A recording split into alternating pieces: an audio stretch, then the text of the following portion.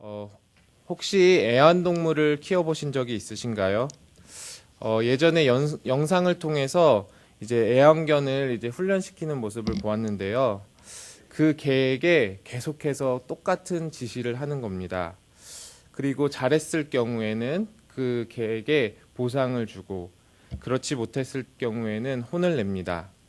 예를 들어서 이제 공을 던져서 이제 가져오게 하면 이제 가져오게 해서 가져오면 뭐 개껌 같은 이런 강아지가 좋아하는 것들을 주는 것이죠. 그러면 개가 이제 생각하는 겁니다. 아, 주인이 공을 던졌을 때 이렇게 가져다 주면 칭찬하고 좋아하는구나. 그러면 그 다음부터는 공만 던졌다 하면 막 신나게 달려가서 공을 주워 와서 이제 주인 앞에서 막 꼬리를 흔들면서 이렇게 칭찬해 달라고 하는 모습을 볼 수 있습니다. 그런데 이 조련사가 이제 계속 이렇게 칭찬을 해주다가 이제 공을 던져서 가져왔는데 이 다음부터 이제 혼을 내는 겁니다. 어떤 때는 공을 가져오면 혼을 내고 어떤 때는 칭찬을 하고 막 이렇게 혼란스럽게 되는 거죠. 그러면 이 개는 어느 순간부터 이제 공을 가져오지 않으려고 합니다. 그래서 조련사들은 이렇게 동물을 조련하는데 가장 중요한 것이 바로 일관된 그런 태도라고 이야기를 하고 있습니다. 동물뿐만 아니라 사람들도 마찬가지입니다.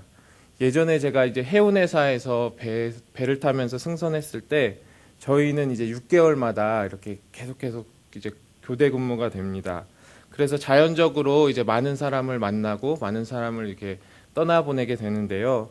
몇 개월 동안 그 배라는 그런 제한된 공간 속에서 이제 20명이서 이렇게 지내는 세상이 이제 전부인 거예요. 그래서 이렇게 배를 오랫동안 승선하신 분 중에서는 약간 이제 조금 대하기 힘드신 분들이 종종 있었습니다. 어떤 상사에게 이제 전화가 와서 가보면 이미 그는 이제 화가 나 있는 겁니다. 그래서 자기 분을 이기지 못해서 막 이렇게 손에 집히는 물건들을 막 다 집어 던지고 하기 시작하는 거죠. 그렇게 방에 물건들을 집어 던지면서 자신의 분이 다 풀릴 때까지 그 옆에 이제 서 있을 경우도 있었습니다. 또 자는 새벽 시간에만 꼭 전화해서 별로 중요하지 않은 그 사소한 심부름들을 시키는 분들도 계셨습니다. 또 어떤 분은 이제 직급별로 막 이렇게 엘리베이터를 막 사용 제한을 하는 거예요. 이렇게 실습생 같은 경우는 엘리베이터를 쓰지 못하게 하고 계단으로만 다니게 하고 이렇게 직급별로 막 이렇게 약간의 인격적인 그런 모독을 하시는 분들도 계셨습니다. 그런데 제가 그 중에서 제일 힘들고 대하기 어려웠던 분은 앞서 말했던 분들이 아니라 바로 변덕스러운 상사였습니다. 평상시에는 막 반말도 하고 막 친한 형처럼 또 저를 친한 동생처럼 막 이렇게 여겨주다가 무엇인가 마음에 안 들면 갑자기 이제 존댓말을 하는 겁니다. 윤영준 사망사님 막 그러면서 갑자기 막 존댓말을 쓰기 시작합니다.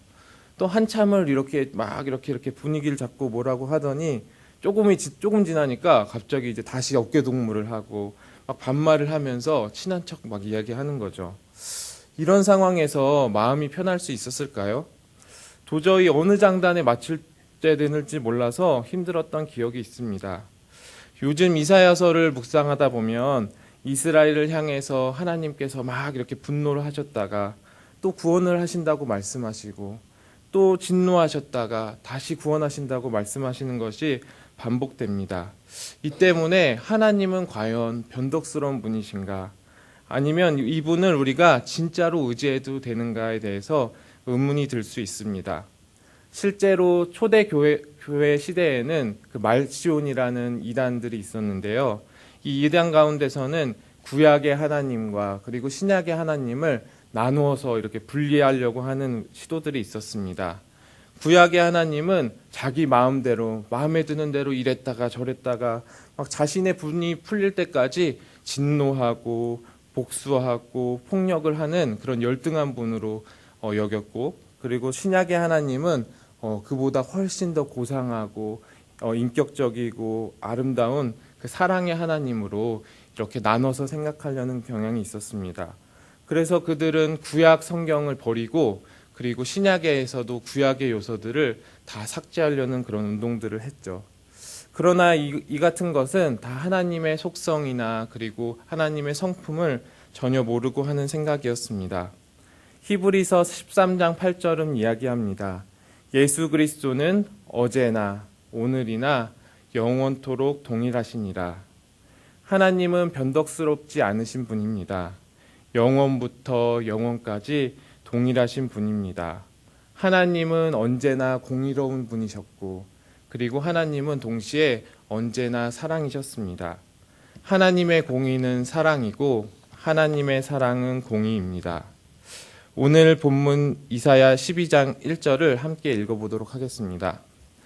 그날에 내가 말하기를 여호와여 주께서 전에는 내게 노하셨사오나 이제는 주의 진노가 돌아섰고 또 주께서 나를 안위하시오니 내가 주께 감사하겠나이다 할 것이니라.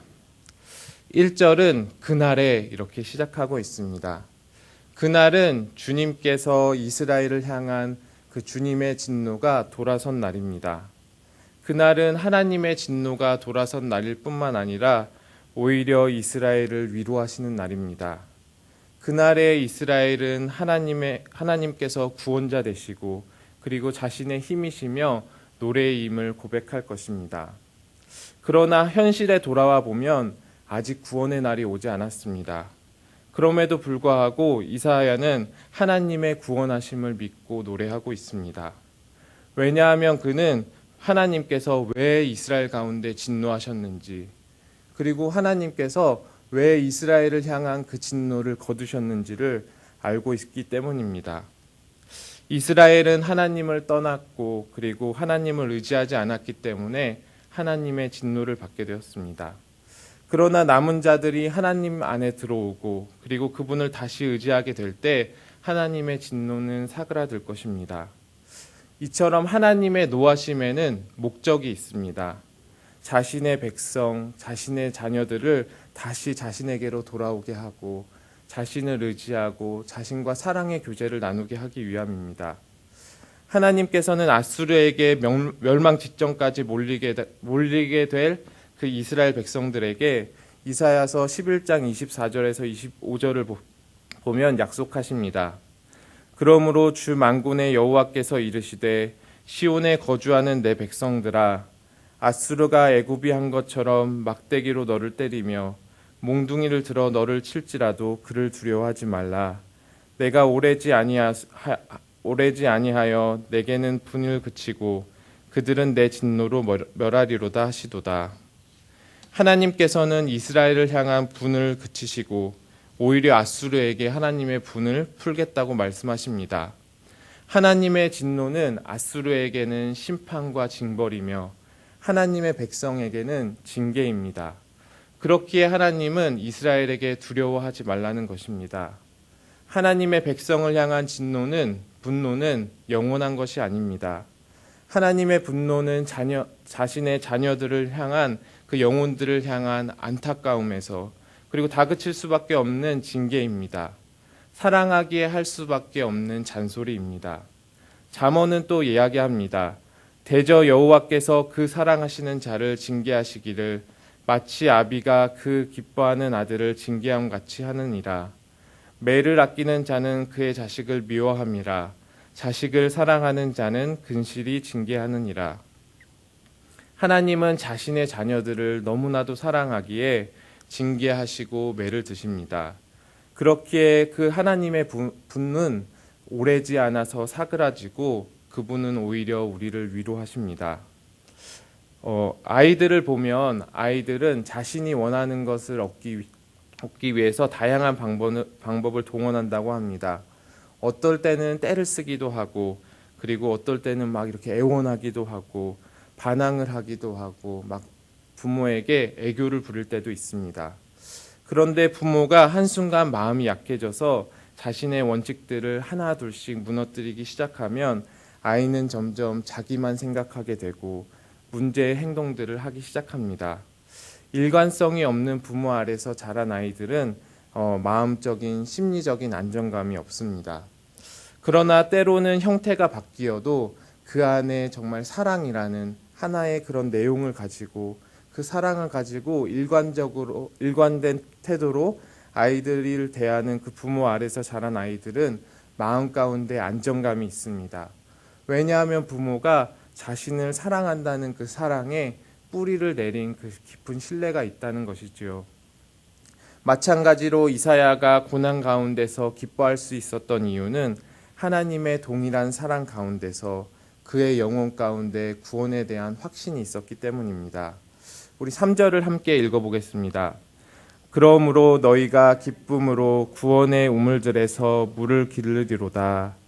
마르지 않고 끊임없이 솟아나는 구원의 우물들로부터 끊임없이 기쁨의 샘물을 길러서 먹는다는 것입니다.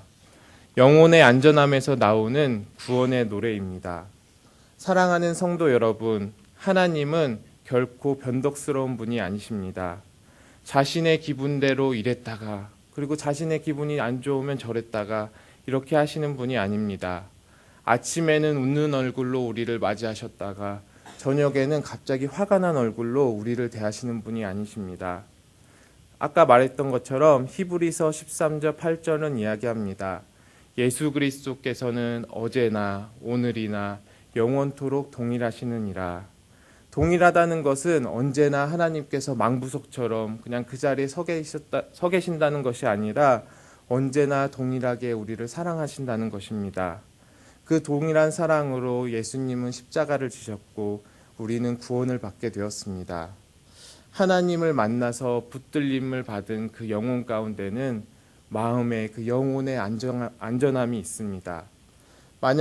이 시간에 만약 하나님께서 나와 멀리 계시다고 생각된다면, 그리고 하나님께서 나에게 무엇인가 인상을 쓰고 계시다, 얼굴을 찌푸리고 계시다고 생각된다면 그것은 하나님의 문제가 아니라 오히려 나의 문제일 수도 있습니다. 이 시간 하나님과 나 사이에 무엇인가 막힌 것은 없는지 자신을 돌아보는 시간들을 가지셨으면 좋겠습니다.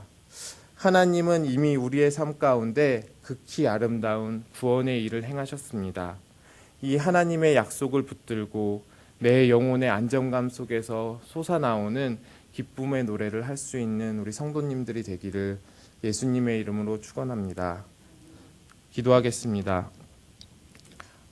하나님 아버지, 정말 이사야서를 보면서 느끼는 것은 하나님께서는 공의로우신 분일 뿐만 아니라 그 하나님의 백성과 하나님의 자녀를 너무나도 사랑하시는 분임을 우리가 동시에 발견하게 됩니다. 하나님, 주님께서는 이유 없이 매를 들거나 징계하는 분이 아니라 하나님, 그 영혼, 한 사람의 그 영혼이 정말 안타까움에 정말 그를 너무나도 사랑하기에 하나님께서는 때로는 매를 드시고 징계하시고 또 내게로 돌아오라고 끊임없이 이야기하십니다. 그리고 그가 돌아올 때에는 하나님께서 한없는 사랑과 위로로 그를 안아주시고 또 그는 그 하나님의 품에 안겨서 하나님을 기뻐하며 정말 기쁨의 소리를 낼 수 있음을 하나님 아버지 고백하며 나아갑니다. 하나님, 여기에 있는 저와 우리 성도들이 그 하나님의 동일하심을 붙들고, 하나님, 사람은 변덕스러울지 모르지만 하나님은 언제나 동일하시고 언제나 나를 사랑하신다는 그 변함없는 진리를 내 마음속에 붙들고 그 구원의 확신 가운데 오늘 하루도 주님을 기뻐하는 하루가 될 수 있도록 주님께서 우리 가운데 함께하여 주시옵소서. 또한 하나님께서 주신 그 영혼의 안정함 속에서 오늘 나와 만나는 자녀들, 또한 배우자들, 그리고 만나는 모든 사람들에게 하나님의 사랑을, 그리고 하나님의 놀라우신 그 진리와 동일하심을 전할 수 있는 저희가 될 수 있도록 도와주시옵소서. 주님께서 함께 해주실 것을 믿사오며 예수님의 이름으로 기도드렸습니다. 아멘. 우리 주님께서 가르쳐 주신 기도하겠습니다. 하늘에 계신 우리 아버지여,